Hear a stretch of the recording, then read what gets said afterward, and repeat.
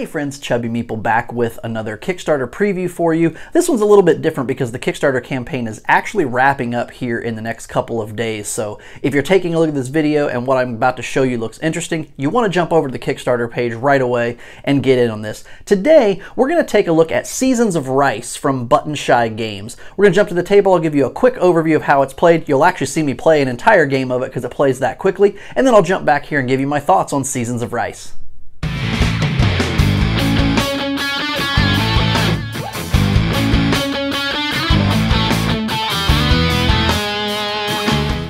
In Seasons of Rice, players will be utilizing 18 double-sided cards for the entire game. These double-sided cards are going to have ancestors on one side of the card, and these ancestors will determine the way that you score during the wet season, the dry season, as well as at the end of the game. The back sides of these cards are your field cards that you're going to be using to build out the rice paddies. So you're going to connect them very similar to this, lining up the brown paths as well as these thin black line furrows in order to create this kind of a gridded square pattern. And these cards will have different features on them such as house, cattle, and farmers that will all score in different ways when those paddies are closed.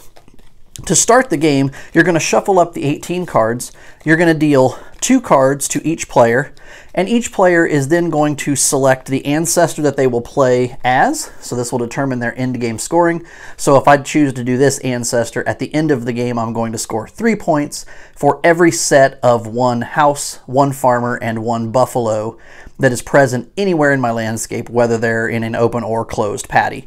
So if I choose that, this becomes my ancestor. The card I don't choose gets flipped over to the field side and gets placed to start my field. The other player will do the same thing, selecting one, so maybe they're going to play as this particular ancestor. So each buffalo that's in a closed paddy is worth an additional point per farmer in the same closed paddy. So we'll simply set that here. And then they'll flip their card over and they'll play that down. I'm going to pull the ancestors off camera just so we have room to build out our rice paddies, and we'll pull those off. You will then, once that has been determined, you will then take the other remaining cards, the other 16 cards, or 14 cards, sorry, and you're going to deal a hand of 7 cards to each player. And players will have this hand of cards they will keep secret. You'll deal them with the ancestor side face up so that the fields that are on the other side are kept secret from each other. Then players will simultaneously pick 2 cards from the hand of 7 cards that they've been dealt. 1 card will be placed in the field, lining up the paths and furrows to create a grid. Cards cannot overlap each other, and cards that are adjacent to one another by just a corner are not allowed as well. The card must be placed horizontally or vertically next to an already placed card. You will then the player will also, in addition to selecting a card to play, will also select 1 card from their hand to add to the dry season row, which will essentially be used during the second round. So that card gets done there. This other player will select the same. So let's say they throw this card here, and then they toss this card into the dry season row. When you close paddies, as we've done here for both players, you're going to score these immediately. So for this player down here, we've closed off a paddy that has 2 squares in it, and there's a farmer enclosed in this paddy. Closed paddies score by the number of squares in that paddy, and then there are features in the paddy. So in this case, this paddy is worth 2 points. And then the farmers score in sets. This closed paddy only has 1 farmer in it, so this farmer is worth 1 point. 2 farmers in a closed paddy together are worth 3 points. 3 farmers in a closed paddy are worth 5, and 4 or more farmers in the same closed paddy is worth 8 points total for that enclosed paddy. So for this particular player, they've closed a 2 square paddy with 1 farmer in it for a total of 3 points, and those get scored immediately.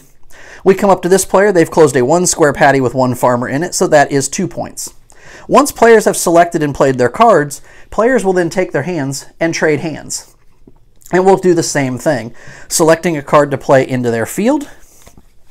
So let's say we play this card into here, and we toss this one into the dry season. This player here is going to play another card as well. And then they drop a card into the dry season board. Neither player closed patties, so we simply swap hands again.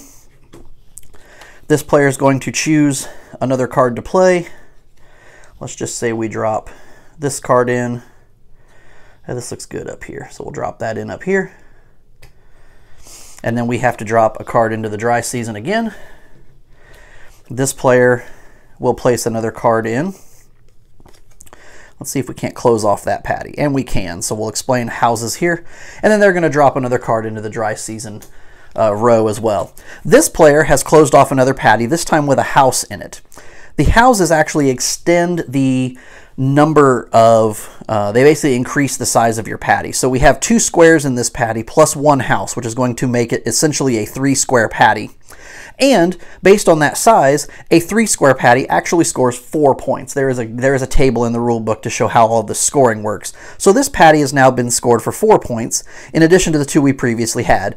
This player has 6 points. This player here still has 3. So we have a leader up here. The final cards that we have are swapped and played into the fields by each player. So this player would play in a card. This player is going to drop this in here. So we're going to drop this house card down here. This player is going to drop this card in, again lining up the patties as best they can and trying to complete. So let's place here. This is just going to complete a 1-square patty for another point. So now we have 7 points up here. At the end of what they call the wet season, which is what we just played through, this is the first round of the game, we now enter the dry season, which involves the 6 cards that were played out during the wet season. Starting with the player who is behind in points, which would be this player down here, who has 3 points, to the 7 points we have here, they are going to pick and immediately play any card from the face-up row of dry season cards. They're going to pick that and play that immediately into their landscape. And so we'll pick a card here and we'll play it. I'm going to do this just to illustrate something here. So I placed this card here, and this patty here looks like it is closed because there's a path all the way around it. A closed patty has the tan path all the way around. However, this is considered an open patty because there is a gap in the patty where the cards left an opening between the way they were laid out. So this patty is considered open and will not score at this point, even though it was placed. So there would be a lot of points that would be scored there had these closed in each other, but they did not. So that didn't happen. Our next player up here selects a card, and this is going to go back and forth until the players have selected all of the cards from the dry season and completely filled in their patties here. Let's see, that one will go there. Again, we left a gap here, so there's no field here to score. We're going to go back and forth here until all of the cards have been selected. So now this player is going to score another point for this closed patty here. So they're now up to a total of 4 points, I believe, if I'm keeping track correctly. We're going to grab this card here and drop it into this patty, which doesn't quite line up. I don't know if I want to do that or not. Yeah, we'll do it anyway.